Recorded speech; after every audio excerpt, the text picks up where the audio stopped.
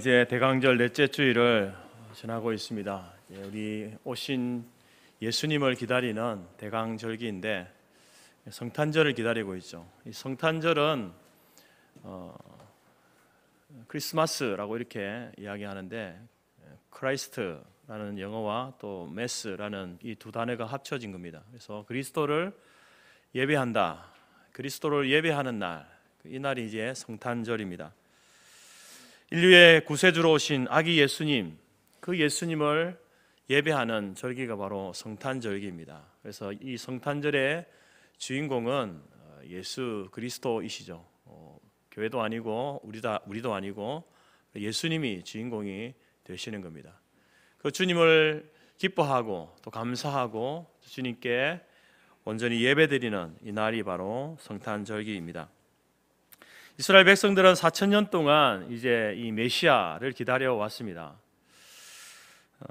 그리고 이제 때가 되어서 로마의 아구스투스 황제 그 시절에 오늘 성경에서는 가이사 아구스도가 이제 로마의 황제로 있을 때에 그때에 예수님께서 이스라엘 남쪽 베들레헴이라는 곳에서 탄생하셨습니다. 베들레헴의 뜻은 이제 떡집이라는 그러한 이제 의미인데 그 이름대로 이제 베들레헴에 탄생하신 예수님께서는 이제 산떡이었고 생명의 떡이었습니다.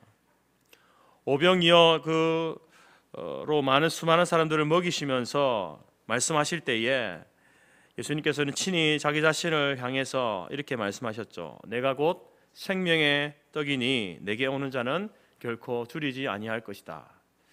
그래서 이제 예수님의 닉네임, 별명은 생명의 떡, 산떡이었습니다. 그런데 그 예수님께서 떡집이라 불리는 베들레헴에서 탄생하셨다라는 것입니다. 여러분, 육신의 떡은 우리가 조금 덜 먹어도, 적게 먹어도 살 수 있지 않습니까? 하지만 여러분, 이 생명의 떡, 산떡은요, 우리가 늘 풍성하게 먹어야 합니다. 그래야만 우리의 영혼이 바르게 자라고 바르게 살 수 있습니다. 이 성탄절기에 그래서 우리 생명의 떡이신 예수님이 여러분의 가정과 개인 위에 풍성하게 넘쳐나는 귀한 절기가 될 수 있기를 바랍니다. 오늘 누가복음은 이제 가이사 아구스도가 천하의 명령을 내리는데 모두 출생지로 가서 본적으로 가서 호적을 등록해라 이렇게 명령을 내리게 됩니다. 그러면서 이제 본격적인 이 성탄의 이야기가 시작되는데 이러한 로마 황제의 칙령은 하나님의 구속 역사에 있어서 너무나 중요한 사건이었습니다. 만일에 이 가이사 아구스도의 이러한 명령이 없었다고 한다면 사실 요셉과 마리아는 베들레헴으로 갈 특별한 이유가 없었습니다. 요셉에게 이 베들레헴이라고 하는 것은 잊혀진 마음의 고향이었습니다. 조상들의 고향, 그리고 그의 본적지이기는 하지만 너무나 떠나온 지 오래가 되었기 때문에 이미 나사렛이 바로 그에게 제2의 고향, 어쩌면 나고 자란 그러한 이제 삶의 터전이었는지도 모릅니다. 그런 까닭에 로마 황제의 칙령이 없었다면 예수님은 허술한 집이었겠지만 그래도 이제 이 부모의 집에서 안방에서 태어났을 것이고 또 마리아도 산파의 도움을 받으면서 예수님을 이렇게 이제 해산했을 겁니다. 그런데 오늘 우리 누가복음 복음서를 보게 되면 이 예수님께서는 나사렛이 아닌 베들레헴에서 태어나셨고 또 집 안방이 아닌 이제 가축의 축사에서 태어나셨고 그리고 흐름한 강보에 쌓여서 가축이 먹는 그 먹이통 구유에 누여진 그 모습으로 예수님께서 이 땅에 태어나셨다라는 겁니다. 여러분, 이 예수님의 탄생은 상상할 수 없는 일이었습니다. 마리아도 요셉도 마찬가지였고 또 이 사건을 바라보았던 수많은 사람들도 메시아로 오신 분인데 왜 이러한 곳에서, 이러한 누추한 곳에서 이런 모습으로 오셨을까? 아마 굉장히 놀랐을 겁니다. 여러분, 하나님께서는 구약에서 장차 오실 메시아, 그분이 바로 베들레헴에서 오실 것이다 라고 이렇게 이미 약속하였다고 지난주에 말씀드렸습니다. 미가서 5장 2절 말씀에 베들레헴 에브라다야, 너는 유다족 중에 작을지라도 이스라엘을 다스릴 자가 내게서 나올 것이다. 그의 근본은 상고의 태초이니라. 하나님의 신 예수님, 메시아이신 그분이 바로 베들레헴이라는 그곳에서 태어나실 것이다 라고 이렇게 미가가 바로 이미 예언하였던 것입니다. 그래서 하나님께서는 하나님을 통해서 미가 선지자에게 이 예언을 주셨는데, 그 하나님의 계획을 이제 로마 황제를 사용하여서 하나님께서 그것을 이루어 가시는, 성취해 가시는 것을 우리가 보게 되는 것입니다. 물론 로마 황제에게 직접 하나님이 꿈이나 환상 가운데 나타나셔서 이제 네가 다스리는 모든 나라에 명령을 내리기를 이제 본적지로 가서 호적을 하라, 이런 명령을 내려라, 하나님께서 친히 그렇게 말한 게 아닙니다. 그냥 가이사 아구스도는 자기의 목적대로 이제 자기가 다스리는 모든 백성들의 인구를 조사하고 또 겸하여서 세금을 더 거둬들일 목적으로 이제 호적을 등록하라고 이렇게 명한 것입니다. 그런데 하나님께서는 그러한 명령을 이제 하나님의 뜻을 성취하는 도구로 사용하셨다라는 겁니다. 그래서 마리아와 요셉도 어쩔 수 없이 나사렛에서 베들레헴까지 대략 130km 되는 그 거리를 걸어서 갔는지 아니면 나귀를 타고 갔는지 어떻게 갔는지는 모르지만 바로 베들레헴으로 내려와서 이제 이 아이를 낳게 되는 그 놀라운 일이 있었다라는 것입니다. 이 모든 과정이 바로 하나님의 섭리였다, 하나님의 인도하심이었다라는 사실을 보게 됩니다. 이처럼 하나님께서는 하나님의 목적과 뜻을 성취하시기 위해서 역사를 이끌어 가시는 겁니다. 역사를 사용하시는 것이고 그 속에 사람들을 사용하시는 겁니다. 우리가 소위 일반 역사라고 부르는 그 역사도 그냥 흘러가는 것 같지만 여러분, 그 속에는 분명히 하나님의 섭리하심이 있습니다. 물론 하나님의 교회와 또 성도들의 그 삶 가운데 하나님의 섭리하심이 있지만, 그러나 하나님은 그뿐만 아니라 모든 세상에 하나님을 믿지 않고 하나님을 대적하는 사람일지라도 나라일지라도 하나님은 그 시간과 그 역사 속에 그 모든 것들을 섭리하시고 이끌어 가시는 분이시다라는 겁니다. 이것은 과거 예수님이 오시기 이전부터 그랬고 태초의 창조 이후로부터 계속해서 하나님은 역사 가운데 섭리하셨고, 또한 예수님이 탄생하는 이 사건과 더불어서 오늘날 저와 여러분이 살아가는 우리 시대에도, 우리의 삶 속에서도 하나님의 섭리와 역사는 계속되고 있다라는 겁니다. 많은 사람들은 이야기합니다. 역사가들은 이야기하죠. 역사를 만들어가는 주체는 인간이다. 여러분, 틀린 말이 아닙니다. 내가 나의 삶을 만들어간다, 맞는 말 같습니다. 그리고 내 속에 일어나는, 세계 속에 일어나는 많은 일들은 우연히, 자연히, 저절로 생기고 굴러간다, 이런 이야기를 합니다. 물론 일면 그런 모습들이 우연히 일어나는 것처럼 보이고 또 내가 계획하고 수립한 것들을 이제 하나씩 이루어가는 것이 나의 인생이다, 이렇게 말할 수 있지만, 그러나 여러분, 그것은 역사의 한 면이, 단면이죠. 전체가 아닙니다. 그러한 우연히 보이는 그 역사 속에 우리가 철저히 계획을 세우고 그렇게 우리가 인생을 살아가는 그 과정 가운데는요, 분명히 하나님의 섭리하심이 있다는 것이죠. 그래서 세상 사람들이 보는 역사관과 그리스도인들이 보는 역사관은 다를 수밖에 없는 것입니다. 우리의 역사관에는요, 우연이라는 게 있을 수 없습니다. 그래서 여러분, 하나님의 섭리의 방법 중에 하나가 뭐냐면은 우연이라는 방법을 통하여서, 사람들은 우연이라고 말하지만 그러나 그 속에는 반드시 하나님의 섭리하심이 있는 거죠.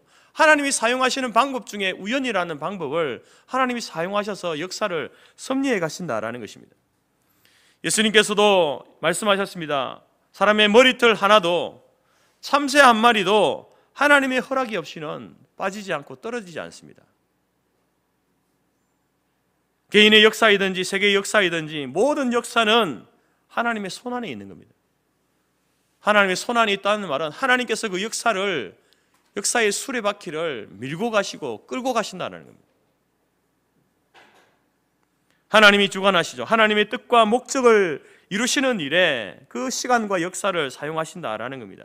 그래서 역사는 결국은 하나님의 뜻을 성취해가는 과정입니다. 하나님의 구원 역사를 이루시기 위한 그 과정이 바로 시간이고 역사다라는 것입니다. 그래서 우리 한 개인의 생사화복이 하나님의 손에 달려있고 한 나라의 흥망성쇠가 하나님의 손에 달려있다라는 것입니다. 물론 그러한 일들에는 많은 선택에는요, 사람들이 선택하고 나라들이 선택하죠. 그리고 그 선택에 대해서 책임을 하나님께서 사람들에게 물으십니다. 바른 방향으로 선택하는가 그렇지 않은가에 대해서 하나님께서 책임을 묻기도 하시고, 또 하나님께서 그에 대해서 이제 보상을 하시기도 하는 그러한 방법을 통해서 섭리해 가신다라는 겁니다. 이처럼 하나님께서는 사람을 사용하시고 나라를 사용하시고 사건을 허용하시고 환경을 조성하시면서 이런저런 사건들을 통하여서 이제 하나님의 뜻과 하나님의 목적을 성취해 가신다라는 겁니다. 이처럼 역사 속에, 역사 뒤에 하나님이 버티고 있는 것이죠. 역사의 주인은 사람이 아닙니다. 하나님께서 역사를 이끌고 가고 있다라는 겁니다. 여러분, 정말로 여러분이 개인의 삶과 이 사회와 세계 역사 속에 하나님이 섭리하고 있다, 보이지 않는 하나님의 손이 그 세계 역사를 이끌고 가고 있다라는 사실을 여러분들을 믿습니까? 여러분에게 일어나는 크고 작은 많은 일들이 하나님의 섭리 속에 있다라는 사실을 날마다 고백하면서 살고 있습니까? 내게 일어나는 그 일들이 부정적인 일일지라도 이 일조차도 하나님은 섭리해 가신다. 나의 잘못된 그 선택, 결정, 나의 죄악된 그러한 어떤 선택, 그리고 나의 부족한 부분일지라도 하나님이 이 모든 과정들을 통해서 하나님께서 섭리하고 있다라는 사실을 여러분들은 믿고 있습니까? 그냥 살다 보니까 우연히 재수 없이 걸려든 일이다, 그렇게 생각하면서 살고 있습니까? 여러분, 성탄의 사건은요, 세상 사람들이 볼 때는 그냥 우연히 그렇게 일어난 일일 수 있습니다. 나사렛에서 잘 살던 사람이 왜 굳이 베들레헴에 와서 아기를 낳습니까? 어쩌다 보니까 어쩔 수 없이 그냥 되어진 일이다. 로마 황제가 그 명령을 내렸으니까 어쩔 수 없이 그냥 되어진 일이다, 이렇게 이야기할 수 있는데, 그러나 여러분, 이 모든 상황을 동원하여서 마리아와 요셉을 베들레헴으로 몰고 가신 분이 누구냐? 하나님이시라는 겁니다. 역사의 주인은 결코 환경이나 사람이 아닙니다. 하나님이십니다.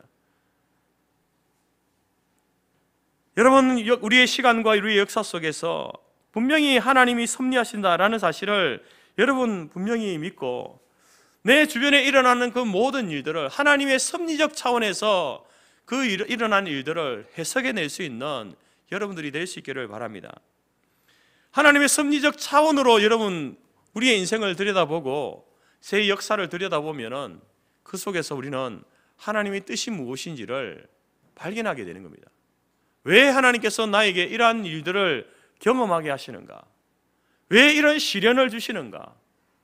왜 나에게 인생의 이 길들을 걸어갈 때에 나로 하여금 승승장구하게 하시는가? 하나님의 이유가 목적이 무엇일까? 왜 나를 이렇게 하나님께서 섭리해 가실까를 질문하고 묻게 되어지면 그 가운데 하나님의 뜻이 무엇인지, 왜 나를 이런 시련과 고통 속에 두시는지, 왜 나의 인생을 승승장구하게 하시는지 그 목적을 깨닫게 된다라는 것이죠. 여러분, 지금 온 세상이 경제적으로 어려워하고 있습니다. 우리나라도 부동산 가격이 계속 오르고 있고 금리가 오르고 물가가 상승하고 무역의 적자가 일어나고 있습니다. 전문가들은 이러한 일들에 대해서 국내적인 원인이 무엇이고 국제적인 상황이 무엇인지 진단하고 파악하고, 그래서 어떻게 하면 이 어려움을 해결할 것인가, 그렇게 연구하고 관심을 두지 않습니까? 물론 그러한 모습들이 필요하죠. 그래서 우리가 뉴스도 봐야 되고요, 또 시장의 경제의 흐름도 읽을 줄 알아야 되고, 또 세계 경제가 어떻게 지금 흘러가고 있는지 관심을 두고 지켜보아야 합니다. 이러한 일들이 필요하지만, 전문가이든지 전문가가 아닌 일반 사람이든지 이러한 일들이 필요하지만, 그 전에 여러분들이 그리스도인이라면 역사의 주관자가 하나님이시고 그 역사를 섭리해 가시는 분이 하나님이시다라는 사실을 믿는 그리스도인이라면 우리에게 되어지는 일어나는 이 모든 일들 속에서 그것을 하나님과의 관계 속에서 그 원인을 파악하고 해결책을 찾아 나가는 그러한 일들이 필요하다는 겁니다. 그냥 단순히 경제가 그렇게 흘러가니까, 세계의 상황이 이렇게 어려워지고 있으니까 경제가 어려워지고, 그래서 우리의 대한민국의 경제도, 우리의 살림도 어려워지고, 모든 사람이 겪는 일이니까 그렇게 좀 우리가 참고 견디면은 또 좋은 시절이 오겠지, 이런 방식으로 여러분 역사를 바라보고 경제를 바라보고 여러분 우리의 삶의 상황을 바라보는 것은요, 그건 믿지 않는 사람들이 그렇게 하고 있잖아요. 그럼 우리가 믿지 않는 사람들처럼 똑같이 산다면은 우리가 믿는 효가 무엇입니까? 하나님을 믿는 이유가 무엇입니까? 굳이 예수님을 믿고 하나님을 믿을 이유가 뭐가 있습니까? 그냥 뉴스 열심히 보고 책 열심히 들여다보고 세계 상황들을 살피면서 그렇게 살면 되죠. 굳이 하나님의 뜻, 성경을 읽어봐야 되고 예배를 드려야 되고 하나님의 뜻을 찾기 위해서 고민하고 고심하고 그렇게 할 이유가 무엇이 있습니까? 우리가 그리스도인이라면 우리에게 일어나는 그 모든 일들, 크고 작은 모든 일들, 긍정적인 일이든지 부정적인 일이든지 그 모든 일들을 하나님과의 관계 속에서 원인을 찾고 해결책을 찾으려는 그러한 시도 노력이 필요한 겁니다. 가정의 어려움도, 경제적 어려움도, 우리가 개인이 겪는 시련과 아픔도 마찬가지입니다. 여러분, 하나님과의 관계 속에서 원인을 규명하고 해결점을 찾게 되어지게 되면 여러분, 우리가 그리스도인으로서, 신앙인으로서 하나님과의 관계도 바르게 세워질 뿐만 아니라 우리가 일반 한 인간으로서 이 세상 속에서, 사회 속에서 살아가는 그 인생도 여러분 지금보다 훨씬 더 가치 있고 의미 있는 인생을, 삶을 살게 된다는 것입니다. 하나님과의 관계 속에서 나는 어떠했는가? 나는 이제 어떻게 해야 할 것인가? 왜 하나님께서 나에게 이러한 시련과 고통을 주셨는가?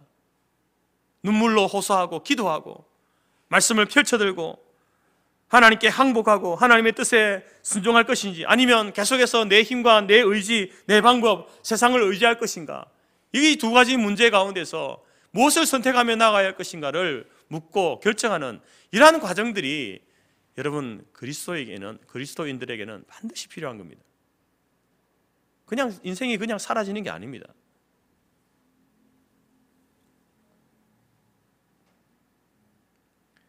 오늘 요셉은 다윗의 후손이기 때문에 다윗의 고향인 베들레헴으로 만삭된 아내와 함께 떠났습니다.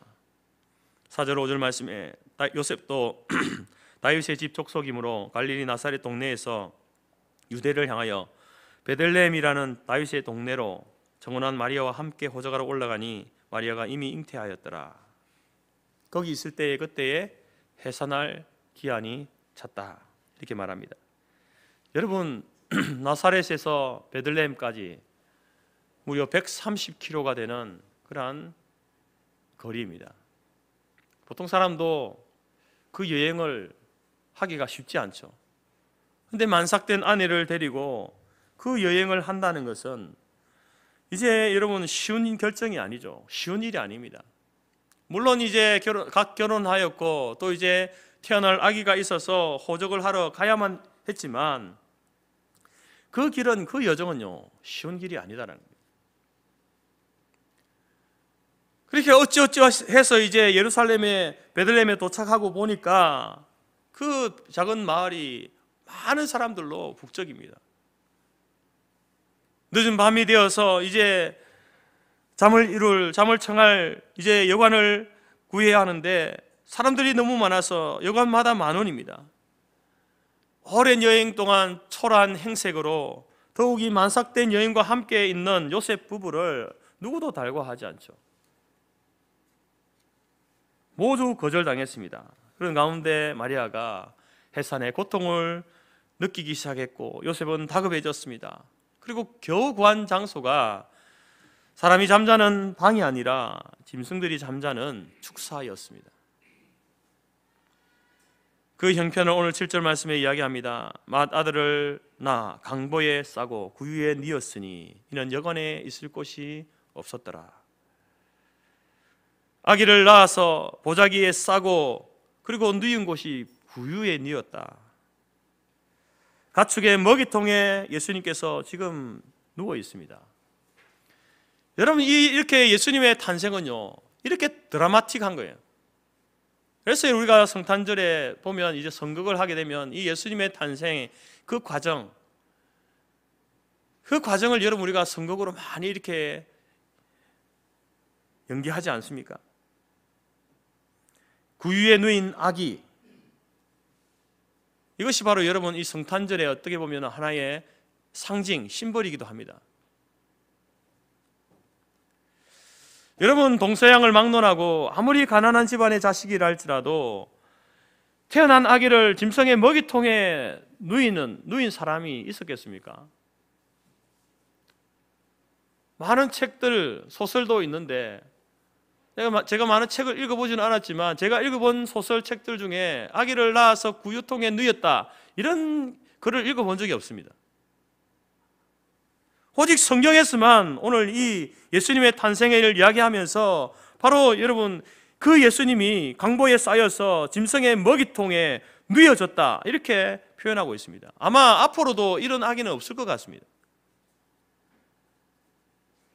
오늘 천사들이 성탄의 메시지를 이제 이야기할 때에도 마찬가지였습니다.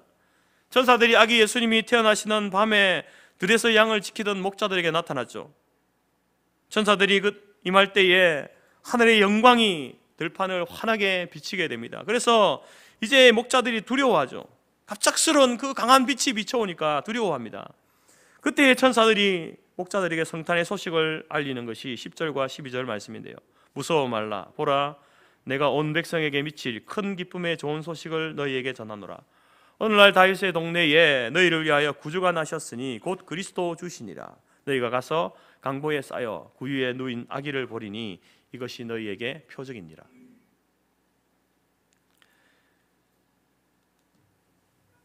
여러분, 오늘 이 10절과 11절 이 말씀, 성탄의 이 소식, 정말 말씀 그대로 큰 기쁨의 소식입니다. 수천 년을 기다려왔던 메시아가 지금 태어나신 거잖아요. 이 땅에 오신 거잖아요. 이스라엘을 구원할 메시아가, 구원자이신 메시아가 이 땅에 오신 큰 기쁨의 좋은 소식입니다. 그래서 천사들도 그 사실을 알리고 있는 거죠. 그런데 여러분, 이스라엘 사람들이 기다리던 메시아는 어떤 모습을 상상했을까요? 그들이 상상한 모습은요, 다윗과 같은 왕으로 오신 메시아를 상상했습니다. 그래서 그들에게 올 그 메시아는 최소한 권세 있는 가문, 왕족에서 화려한 배경을 가진 왕궁에서 나거나 부유한 집안에서 태어나야 하는 것이 그들이 상상했던, 기대했던 메시아의 모습인데, 근데 오신 메시아가 지금 어떻습니까? 그의 탄생한 곳이 어디입니까? 전혀 누구도 상상하지 못했던 바로 여러분 구유에서 냄새나는 싸구려 강보에 쌓여서 그렇게 여러분 예수님께서 지금 나셨다, 이 성탄의 소식을, 기쁨의 소식을 전하면서 그 탄생 소식을, 탄생 장소를 이야기하는데 어처구니 없는 그러한 지역도 그렇지만 장소도 서로 이해할 수 없는 곳에서 나셨다라는 겁니다. 그런데 여러분, 이 강보에 쌓여 구유에 누인 이 아기가 너희에게 표적이다라고 이렇게 말합니다. 천사의 메시지는 인류에게 영원히 기억될 메시지입니다. 강보에 쌓여 누인 이 아기가 탄생이 표적이다라고 이렇게 말하는데, 표적이 무슨 말입니까? 표적, 사인이다, 혹은 기적이다, 이런 의미거든요. 천사는 메시아가 짐승의 먹이통에서 탄생하신 것, 이것이 너희에게 표적이고 기적이다, 이렇게 말하고 있는 겁니다. 여러분은 어떻게 생각합니까? 싸구려 보자기에 누인 이 아기의 탄생, 이것이 여러분 기적이라고 생각하십니까? 표적이라고, 사인이라고 생각하십니까? 여러분, 예수님이 누군가를 우리가 알면은, 오신 메시아가 어떤 분인지를 알면요, 정말 이것은 일어날 수 없는 일이 일어난 거예요. 지금 정말 기적 같은 일이 일어난 겁니다. 그리고 이 일을 통해서 하나님께서 우리에게 지금 사인을 주고 있다라는 사실을 우리는 알게 될 겁니다. 우리 예수님은 하나님의 아들이십니다. 하나님이시죠. 하나님과 동등된 분입니다. 그분은 메시아이십니다. 왕 중의 왕으로 오신 분입니다. 그런데 그 예수님이, 그 메시아 되신 분이 지금 어디에 태어났습니까? 만약에 예수님이 노예의 아들이라면, 가난뱅이의 아들이라면요, 이해할 수 있죠.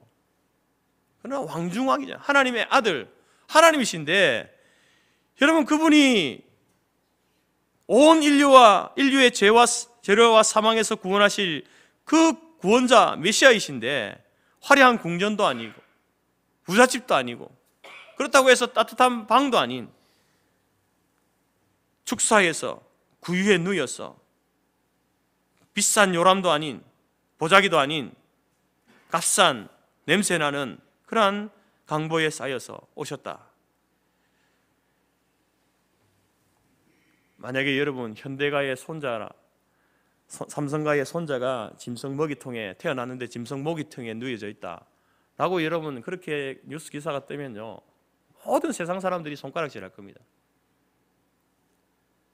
부모가 정신병자가 아닌가 그렇게 이야기할 겁니다.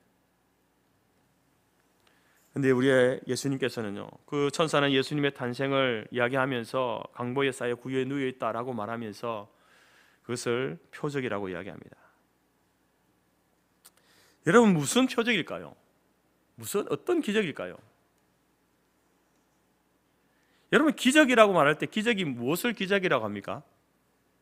정말 기적이야, 기적 같은 일이야, 무엇을 기적이라고 합니까? 일어날 수 없는 일이 일어나는 것을 우리가 볼 때에 기적이라고 하죠. 자연의 어떤 질서, 흐름에 따라서 일어나는 일들은 그냥 우리가 일어나는 일이다 하지만, 그것을 거슬러서 일어나는 일들을 볼 때에, 자연의 그 법칙이 거슬러질 때에 기적이다라고 말하잖아요. 그러니까 예수님의 이 땅에 오시면요, 자연스러운 일이 아니에요. 일단 하나님이신 분이 사람의 몸을 입고 오신 그 자체도 여러분 자연스러운 일이 아니죠. 일어날 수 없는 일이 일어난 거예요. 기적입니다. 근데 그분이 오시면서 왕궁에서 태어나면 그래도 그럴 만하다, 부잣집에서 태어나면 그럴 만하다 하겠지만, 자기 집도 아닌 축사에서 구유에 누워 있는, 그렇게 태어나신 분이 메시아다, 왕중왕이다, 하나님의 아들이다, 기적 같은 일인 거예요.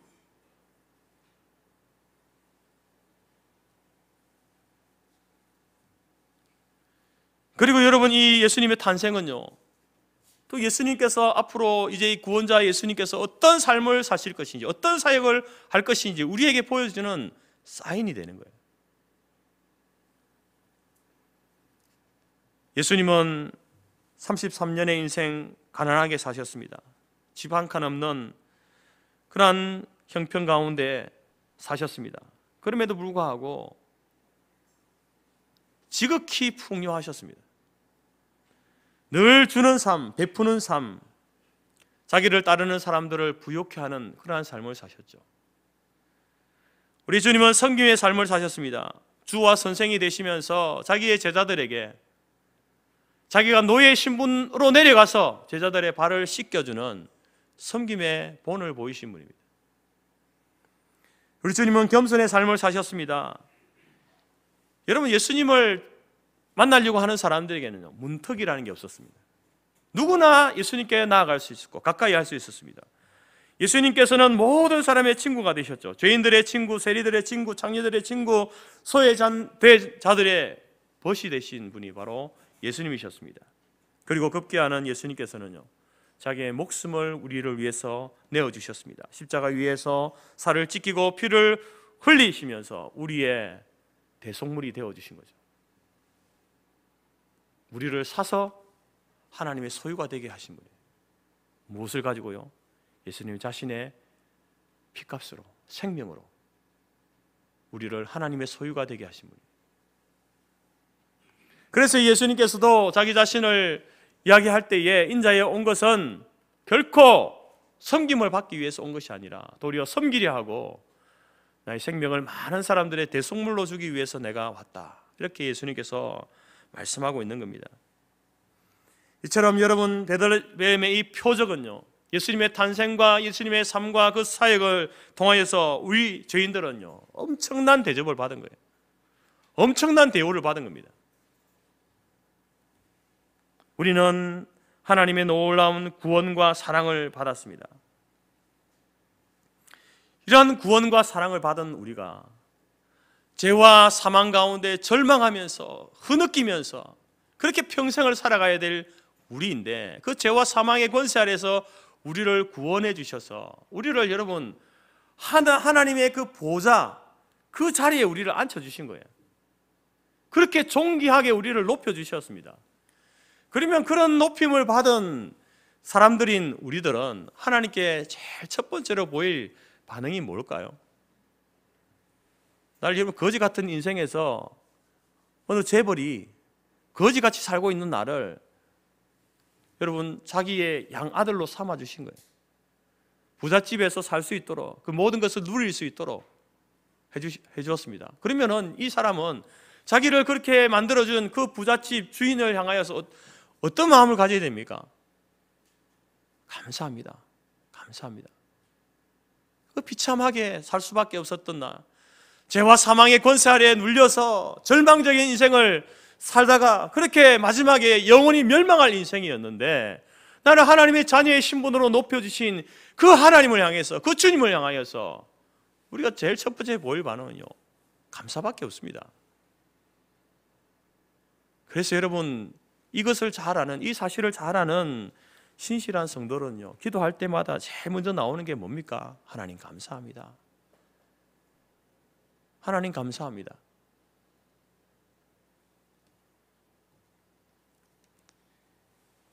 근데 여기서 그치면 안 되죠. 감사합니다로 끝나면 안 되는 겁니다. 왜냐하면 예수님의 그 구유의 누인, 강보에 쌓여 구유의 누인, 그것이 기적적인 일, 우리를 구원하신 기적적인 일이기 때문에 하나님 앞에 감사해야 되지만, 또한 그것은 표적이다 그랬잖아요. 사인이다 그랬잖아요. 예수님께서 어떤 삶을 사실지에 대한 사인이라고 했습니다. 그것은 곧 예수 그리스도를 믿는 우리가 어떤 삶을 살아야 하는지를 보여주는 사인인 거예요. 그래서 우리는 이런 질문을 해야 됩니다. 하나님 감사합니다. 나를 구원해 주셔서 감사합니다. 나를 높여 주셔서 감사합니다. 나를 보배롭고 존귀한 자로 인정해 주셔서 감사합니다. 그 감사가 먼저 나와야 되고, 그 다음에는요, 그러면 하나님, 그래서 하나님 내가 어떻게 살아야 되겠습니까? 하나님은 내가 어떤 삶을 살기를 원하십니까? 이 질문이 나와야 되는 거예요. 감사합니다 하고 그냥 누리면서 살다가 끝나는 인생이 아니라, 감사합니다 하나님, 내게 주신 것들을 누릴 뿐만 아니라 이것을 가지고 하나님 어떻게 살기를 원하십니까? 이 질문을 여러분들이 날마다 해야 돼요. 날마다, 순간순간마다 해야 되는 겁니다.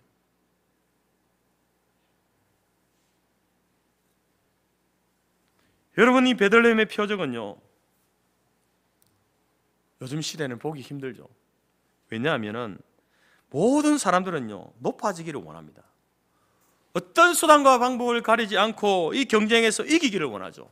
자기가 움켜쥐기를 원하는 시대입니다. 대접받으려는 시대입니다.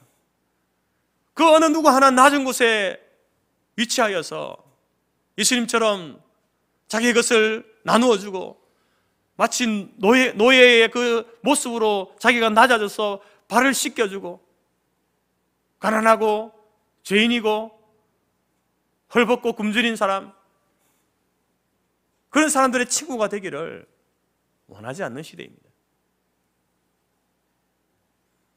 그런데 여러분, 오늘 성탄절의 아기 예수님의 이 표적은요, 다시 한번 우리에게 우리의 삶을 어떻게 살 것인가에 대해서 우리에게 말하고 있는 겁니다.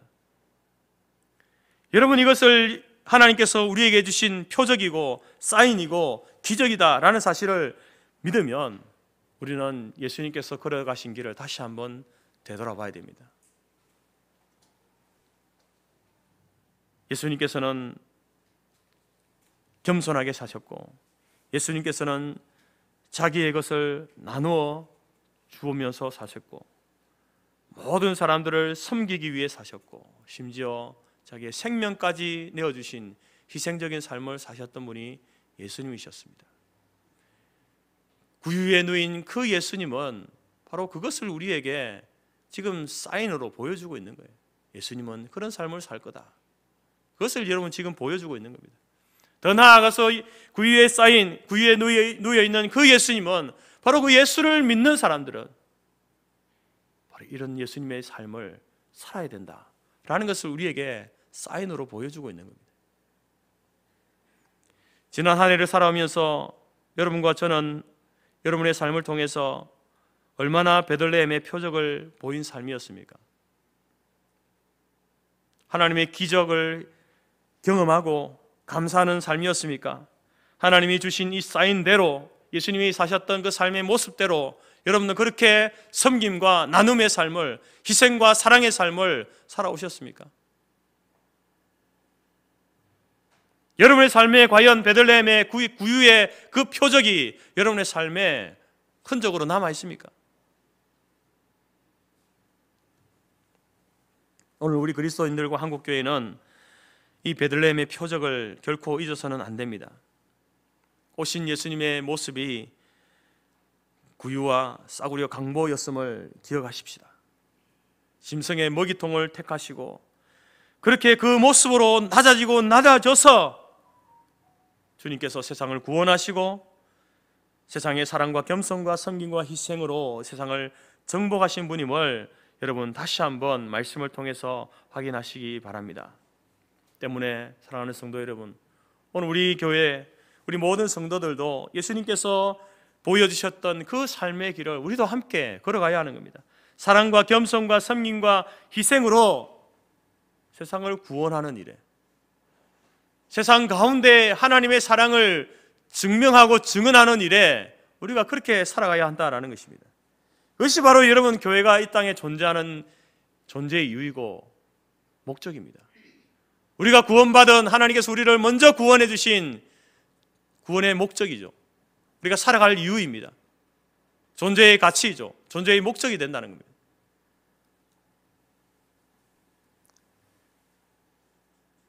그래서 여러분 우리가 세상 가운데서 빛과 소금의 역할을 감당하면서 어두워진 곳에 빛을 밝히는 한 줄기 빛으로의 삶을 살기를 원하는 그것은 단순히 여러분 세상은 이렇게 멋지게 살아야지, 그래도 가끔은 이렇게 어려운 사람을 돌아봐야지, 그 정도 차원의 수준이 아닙니다. 그것이 우리의 삶의 목적이라니까요. 다시 말해서 그렇게 살지 않으면 하나님께서 우리를 구원하신 그 목적을 모르는 사람이에요. 내가 왜 하나님의 구원을 받았는가, 택함을 받았는가, 놀라운 신분으로 우리를 바꿔주셨는가를 여전히 모르는 거예요.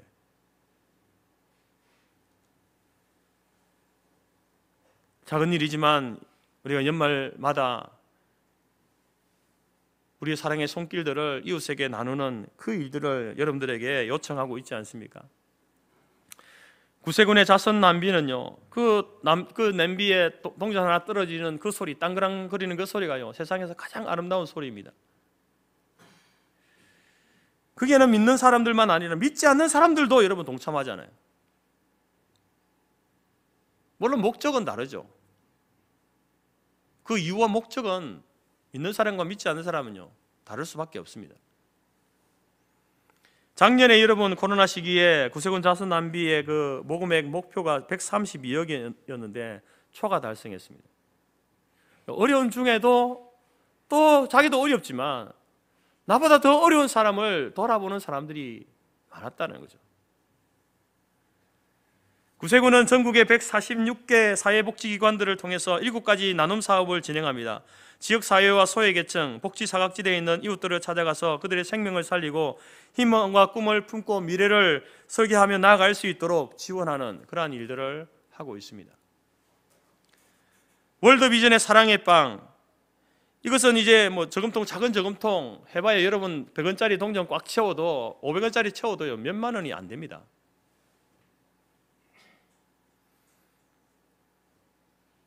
저개발 국가에 학교를 설립하고 또 그 학교에 책상, 교보제를 공급하고 식수시설을 만들고 아동의 생명을 살리는 그러한 일들에 작은 동전들이 사용됩니다.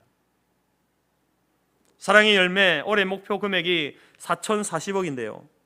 한부모 가정, 청년 문제, 희귀 난치병, 취약계층 아동 청소년 도시락 지원, 다문화 가정 아동 청소년 문화생활 지원, 저소득 가정 에너지 효율 지원, 장애인 지역 정착 프로그램, 학대 피해 노인 그러한 시설 지원, 이러한 일들에 여러분 기업마다 드린 그런 후원금들이, 또 국민들이 드린 그 후원금들이 사용되어진다라는 겁니다. 그리고 여러분 TV만 들면 또 다양한 구제와 섬김의 그런 기회들이 있지 않아요? 그러한 일들에 여러분들이 하나님의 사랑을 가지고 하나님의 사랑을 받은 자로서, 아, 내가 사랑받은 그 이유가, 그 목적이 이러한 일들을 하기 위해서 하나님께서 나를 불러주셨구나, 나를 세워주셨구나. 여러분 그 사실을 깨닫고 적은 것이지만 여러분들의 그 주머니를 열어서, 지갑을 열어서 함께 동참하는 귀한 그러한 시간들이 되시길 바랍니다. 단순히 여러분 구제하는 그런 차원이 아니에요. 이것은 우리가 이 땅을 살아갈 때에 우리가 추구해야 될 가치, 삶의 목적인 거예요. 하나님의 사랑을 나누고 증거함으로 인하여서 그에게 궁극적인 하나님의 사랑, 죄와 사망에서 구원하실 그 하나님의 놀라운 사랑, 예수 그리스도의 그 삶과 그 사역을 증거하는 것, 그것이 우리의 삶의 이유인 거죠. 공부를 하고 사업을 하고 직장을 다니고 가정을 꾸려가고 모든 이유와 목적이 여기에 있는 거예요. 그래서 여러분 이러한 일들에 내 작은 동전 하나가 그러한 일들에 쓰임받고 있다라는 사실을 기억하고, 여러분 연말에 다시 한 번 더 여러분들이 가족들과 함께, 자녀들과 함께 이러한 일들에 여러분 동참해 주시기 바랍니다. 그리고 우리 서울로의 사남 이자렉 교회와 또 우리 후원하는 선교사님들을 위한 위로와 격려에도 여러분들이 잊지 않았으면 좋겠습니다. 사랑하는 성도 여러분, 예수님의 탄생은요 표적입니다. 기적입니다. 사인입니다. 예수님의 그 탄생을 통하여서 비참한 우리를 구원해 주신, 사랑해 주신 기적이고요. 그 기적을 얻은 우리들이 어떻게 살아가야 하는가, 어떤 삶을 살아가야 하는가에 대한 사인이 바로 예수님의 탄생, 강보에 쌓여 구유에 누이신 예수님의 표적입니다. 오늘 저와 여러분의 삶이 여러분 예수님께서 보여주신 그 표적, 그 기적을 다시 한번 세상 가운데 나타내 보이는 삶이 되기를 바랍니다. 우리 성터교회도 이 교회가 이곳에 있는 이것이 많은 사람들에게 표적이 되고 기적이 되는 그러한 교회가 되기를 바랍니다. 여러분의 삶이 믿지 않는 모든 사람들에게 기적이 되고 표적이 되는 삶이 되기를 바랍니다.